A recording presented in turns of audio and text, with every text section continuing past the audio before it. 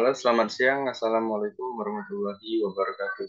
Perkenalkan, nama saya Emslandia Lughari dengan NIM 0805 1282 32 8056 dari kelas B. Di sini saya praktikan dari praktikum dasar hidrodinamika. Di sini saya diberikan tugas respon akhir oleh Bang Haris dan Bang Nanda, yang dimana membahas gelombang angin dan gelombang pasang surut. Oke, tanpa berlama-lama, saya akan membahas apa sih itu gelombang angin dan gelombang pasang surut. Gelombang angin dan gelombang pasang surut adalah dua fenomena yang berdampak signifikan pada lingkungan pesisir khususnya. Keduanya memiliki karakteristik dan proses pembentukan yang berbeda, namun saling berkaitan dan mempengaruhi wilayah pesisir.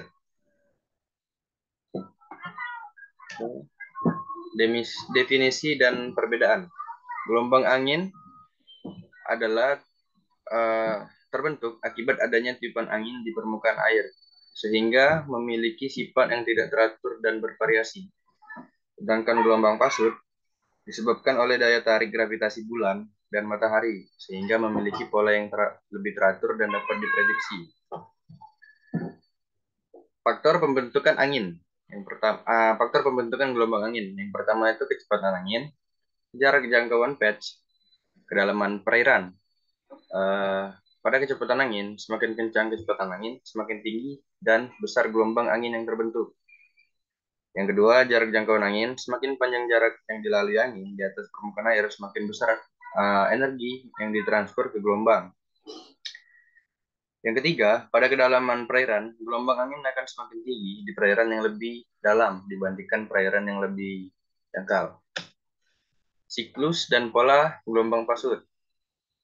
Yang pertama, pasang tertinggi. Itu ketika gravitasi bulan dan matahari bekerja sama, terjadilah pasang tertinggi atau pasang purnama. Yang kedua, pasang terendah. Sebaliknya, saat gravitasi bulan dan matahari saling berlawanan, terjadilah pasang terendah atau yang dinamakan pasang perbanding. Yang ketiga, siklus berulang. Seperti siklus tertinggi dan terendah, siklus berulang ini seperti terjadi ketika berulang setiap hari, mengikuti pergerakan bulan dan matahari. Ketika bulan dan matahari dekat, maka terjadi pasang purnama. Nah, bekerja sama. Ketika bulan matahari bekerja sama, terjadilah pasang tertinggi atau pasang purnama. Ketika lebih tepatnya ketika terjadi bulan purnama. Oke, selanjutnya. Dampak gelombang angin dan gelombang pasang surut. Yang pertama, erosi pantai. Yang pasti sudah erosi pantai. Itu terkikisnya pasir-pasir atau apa yang ada di pesisir pantai masuk ke dalam lautan. Yang kedua, banjir pesisir. Pasang surut yang ekstrim dapat menyebabkan banjir di daerah pesisir, terutama saat badai. Yang ketiga, kerusakan ekologi. Itu seperti dari biota diversitasnya yang dari pesisir seperti pada ekosistem terumbu karang dan mangrove khususnya. Yang keempat juga ada dampak ekonomi, dampak seperti pelayaran dan pariwisata. Oke, aplikasi praktis. Yang pertama, gelombang pasang surut dapat dimanfaatkan keperluan navigasi kapal. Yang kedua, gelombang pasang surut dan gelombang angin dapat dikonversi menjadi listrik. Itu pembahasan yang sangat menarik ya. Yang ketiga, sudah pasti pariwisata, orang banyak surfing. Yang keempat, infrastruktur. Oke, teknologi pemanfaatan energi. Yang pertama, konverter energi gelombang. Teknologi konversi energi gelombang dimanfaatkan. Gerakan naik untuk membangkitkan listrik. Nah, ini yang seperti pembangkit listrik. Ini kegunaannya. Yang kedua, turbin pasang surut. Turbin yang digerakkan oleh perbedaan ketinggian pasang surut dapat menghasilkan listrik. Pembangkit listrik hybrid itu ketika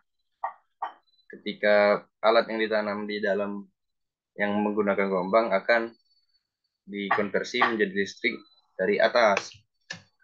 Oke, ini tantangan dan prospek. Tantangannya, perlu pengembangan teknologi yang lebih efisien dan handal terjangkau untuk memanfaatkan energi gelombang angin dan pasang surut. Potensi pengembangannya dengan komitmen yang kuat, energi gelombang angin dan pasang surut menjadi prospek yang cerah untuk menjadi sumber energi terbarukan di masa depan. Saya pernah melihat pemerintah Indonesia sedang mengembangkan energi terbarukan melalui gelombang. Itu ketika panel surya ditanamkan pada permukaan laut, itu akan menghasilkan energi listrik. Nah, mungkin yang dikatakan potensi pengembangan dengan komitmen yang kuat, energi gelombang, angin, dan pasut memiliki prospek yang cerah. Ya, seperti yang saya bilang pertama, mungkin energi gelombang angin dan gelombang pasang surut itu akan menjadi suatu masa depan untuk kita, khususnya Indonesia, yang dimana pemerintah juga sudah melek akan uh, potensi yang besar di dalam energi memanfaatkan energi gelombang angin dan gelombang pasut. Mungkin seperti saya, anak-anak bangsa, mungkin akan mengembangkan lagi teknologi yang dinamakan uh, teknologi pasang surut dan angin supaya dapat dimanfaatkan sebagai energi listrik. Oke, mungkin itu saja yang dapat saya sampaikan tentang materi perbedaan pasang surut dan gelombang pasang surut dan gelombang angin.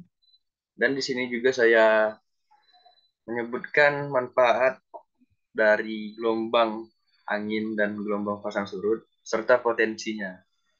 Saya mengucapkan terima kasih kepada pemateri Bang Nanda dan Bang Karis khususnya telah menyampaikan materi yang sangat bagus ini dan serta potensinya untuk masa depan kita semua.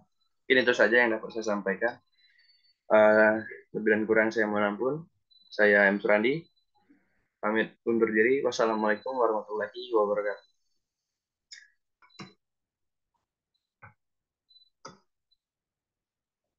Oke.